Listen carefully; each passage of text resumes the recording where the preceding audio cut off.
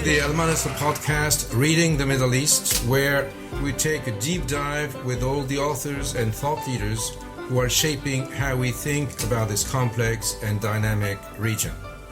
I'm your host, Gilles Kepel, professor at Sciences Po and author of a number of books and articles about Islam and the Middle East. This week, my guest is the renowned Egyptian novelist Alaa, author of numerous highly regarded novels, short stories and articles, including the award-winning Yaqubian Building, and most recently, The Republic of False Truths, released in English this year, which will be the subject of our conversation today.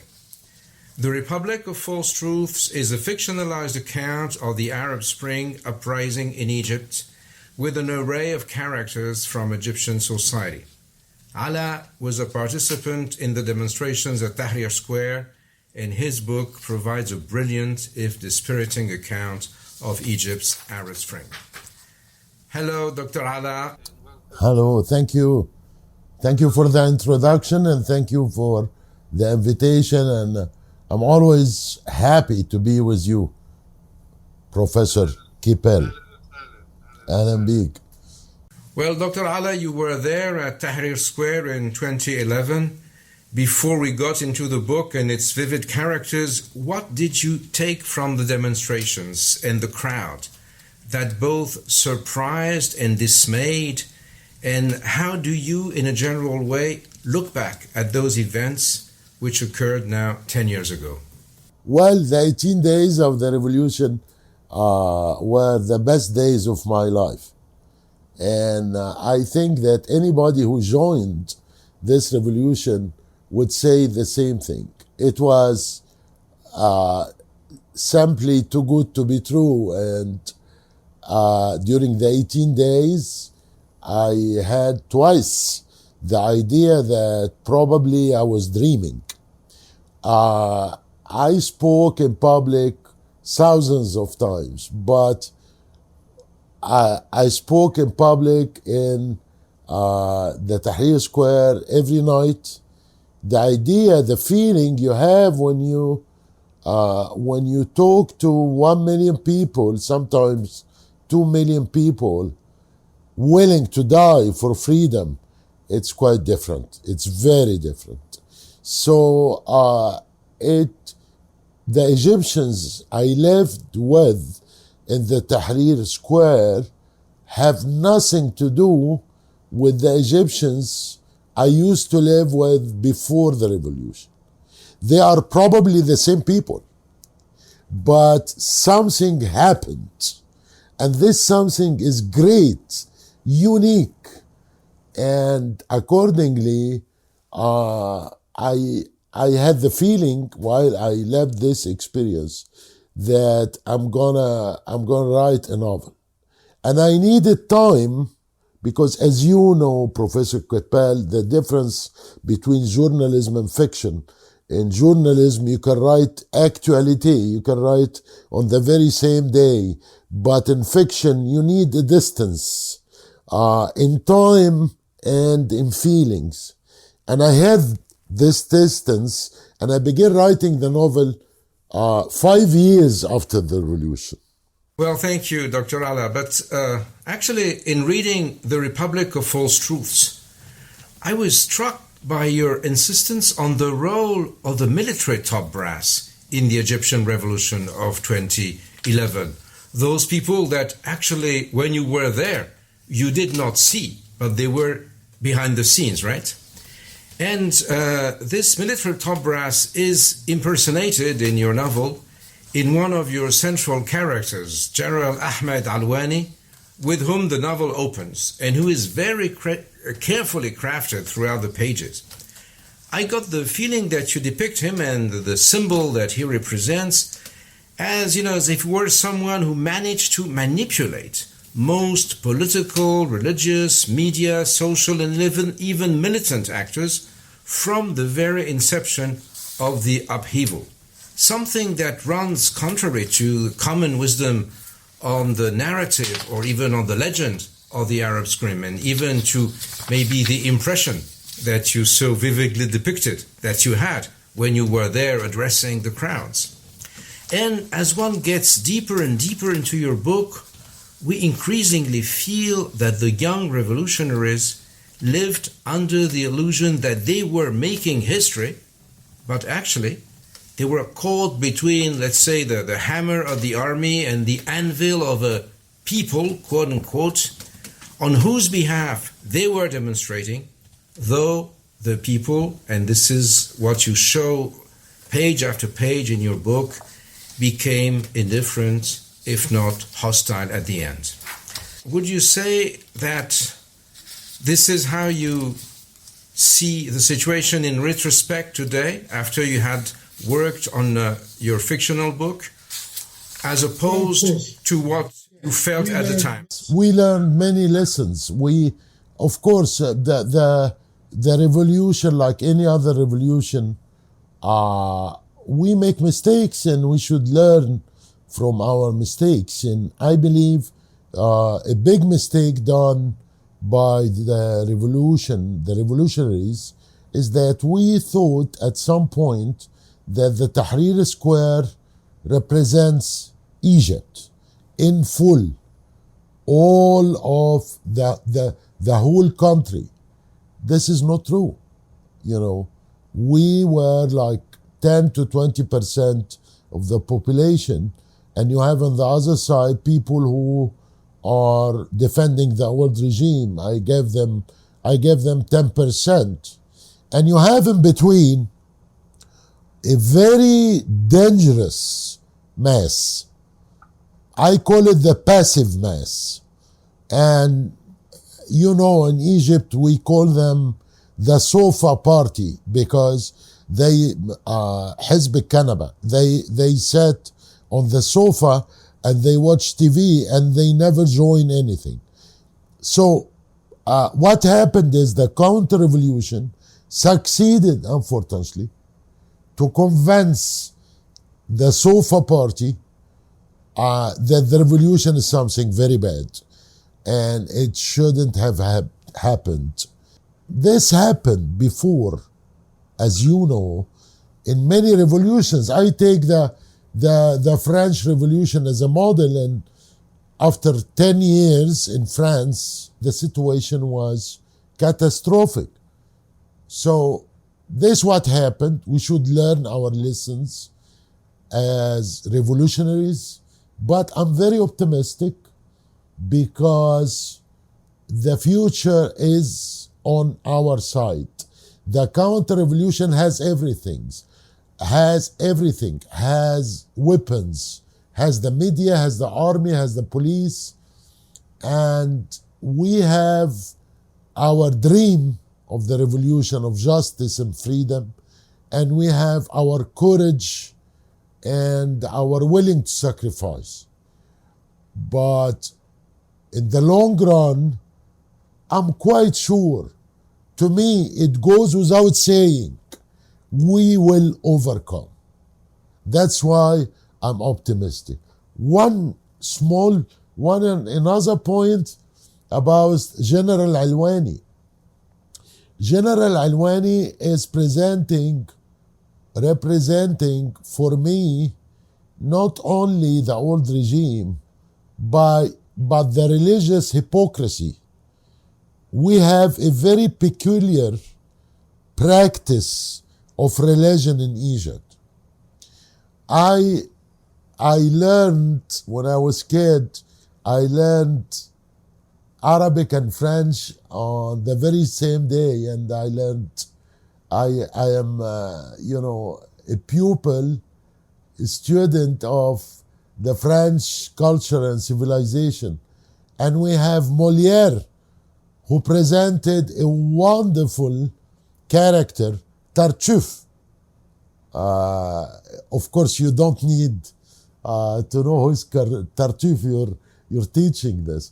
But we have a difference, because Tartuffe was somebody who was pretending to be religious and at the same time doing bad things.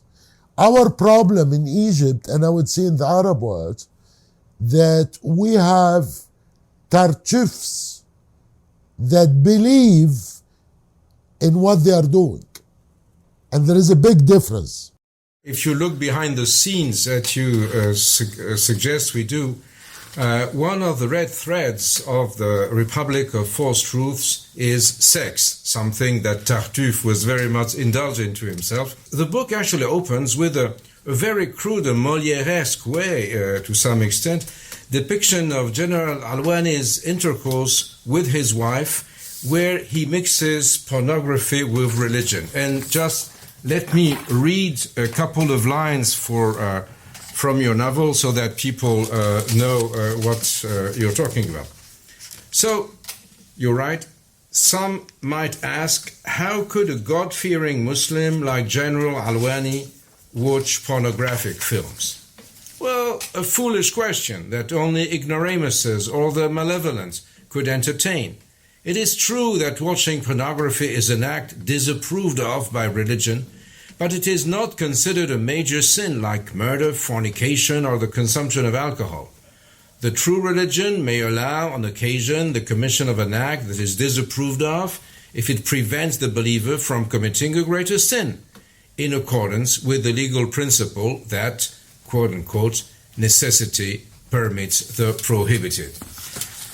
So would you say, and following up on your Tartuffe metaphor, that your depiction of sexual relations in the Egypt of 2011 functions as a way as an analyzer or as a metaphor of the relations of power that are displayed to the extremes by political manipulation on the one hand, and that also are able to bring hope for a better future on the other hand?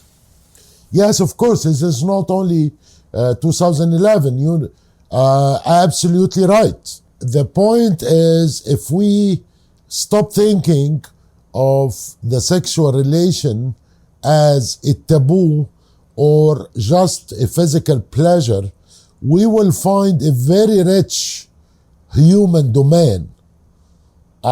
People, anybody, performs sex for many reasons. He or she would perform sex because he is scared, because he is looking for a mother, because he is trying to explore or to discover his partner, for many reasons. And that's why the sexual, and I even prefer to call it the physical relation, has been a very rich domain in the world literature. I'm not the only writer who focused on the sexual relation as an indicator about the characters and the human attitudes. I did what all the Greek writers did, like Garcia Marquez, Isabella Allende, Dostoevsky, many Balzac, many Greek writers. So I try to explain the human attitude, the human feelings through the description of the physical relation.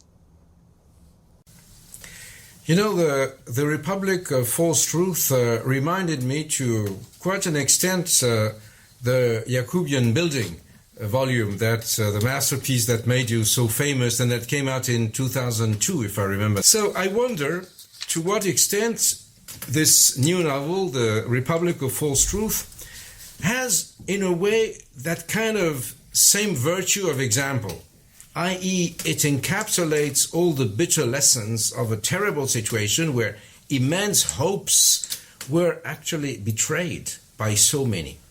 And if such is the case, could you tell us how you see, in the light of this very novel, a better future for Egypt and for the whole region after the lessons of the Arab Spring and its aftermath have been drawn from a distance and also through the very special lenses of fiction? Well, thank you very much first. And second, of course, I believe that there is something, probably, or most probably, there is something in my this novel, in my latest novel, that could be useful for people to understand what happened in the Arab Spring. And as I said before, I'm really optimistic. I believe we will overcome. It takes time. We just need time. We were between, according to the CNN, we were between 10 and 20 million people. So Egypt is 100 million people. But we are still there. The regime sent to prison thousands of people. But we're still there, and we will never give up our dream, because the revolution in the first place is a dream. And something happened in Egypt, even if it's not visible to the regime. Something happened. Egypt now is no more Egypt it used to be. And what happened is irreversible. No, we will never be the way we used to be. So I'm very optimistic about the future of Egypt. We don't have to forget that 60% of Egyptians are under the age of 35. It means that in 10 years, 20 years, all the old guards of the corrupt regime will disappear, and the young people will take over. Accordingly, the future is ours. Well, yourself and some in your family also now live in the United States, have fled the Middle East. Under what conditions do you think that a Middle East novelist like yourself, but there are many others also, a number of artists, for instance, could come back to the region? And what kind of future do you think you can deal with facing new challenges in this very peculiar period when we're talking, which came after the book was written, of course, which we saw recently, such as the return of the Taliban to Kabul, for instance, precipitated by the US pullout from the region and the growing disinterest of the West for what happens in the Middle East? Well, as soon as Mr. Sisi came to power, 2014 officially, he became the president. I was banned from writing. I was banned from any TV appearance. There was a terrible media campaign against me, accusing me, of course, the classic accusations of being, sometimes they went too far. They accused me of being a CIA agent, Mossad agent, and in the same time they accused me of being an Irani agent. And you know, Professor Kipel, that it doesn't work simply. You cannot be you cannot be an agent for Israel and Iran at the same time. So it was a kind of character assassination, right? And then after that, they began to make troubles with my family. They made a case against my daughter, and she was sentenced to prison for no reason. And that's when I decided to quit, to flee Egypt. But it's very simple for any writer, I believe. I cannot live in a place where I cannot write what I want, you see. And this is a must for any writer. And I must say that I'm not praising Mubarak, of course, right? He was a terrible dictator too, but the version, we have been ruled by military dictatorship since 1952 with different versions. The version we have now is the worst, is the most terrible. So under Mubarak, I was allowed to write what I want. And I believe that writing for any writer is like oxygen. So if somebody doesn't have oxygen, he cannot respire. Accordingly, he must leave. And this is the most important thing for me. But what would be the conditions for you to come back, would you say? To come back for good is to write, to be able to write whatever I want. You know, of course, I would love to, if they will stop to make troubles with me and my family, I will be happy to go over there to spend 2 or 3 months. But to stay for good, I must be allowed to write what I want. No restrictions, no censorship, no punishment, no ban, nothing.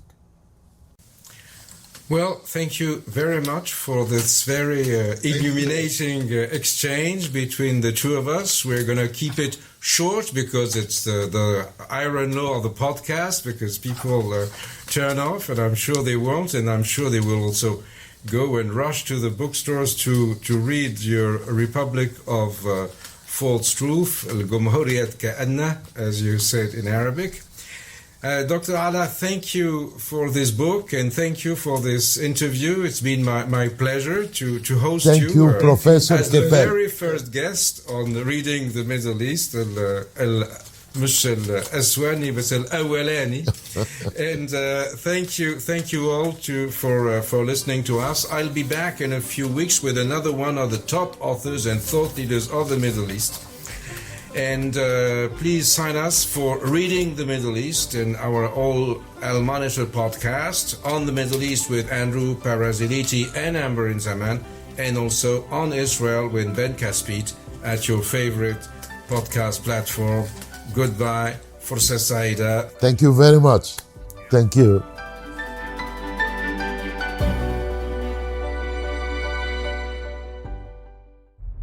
Hi, I'm Elizabeth Hagedorn, and I'm the State Department correspondent at Al Monitor. And I'm Joe Snell. I'm Al Monitor's video editor. Let's admit it, this past year has been difficult to stay on top of the news and sift through what's accurate and what's misleading. Let Al Monitor help you. If you like this podcast and care about the Middle East and North Africa, you should consider listening to Al Monitor's other audio series, On the Middle East with Andrew Parasaliti and Amber Zaman, and On Israel with Ben Caspit. You can subscribe to these series on your favorite podcast platforms. And through a host of free daily and weekly newsletters, we offer a range of perspectives with the highest journalistic standards. You can subscribe to these newsletters at almonitor.com. As an award-winning media service headquartered in Washington, D.C., Al Monitor has a network of over 160 contributors around the world. So if you haven't done so already, be sure to visit almonitor.com, where you can find all of these newsletters and podcasts along with first-class reporting and analysis.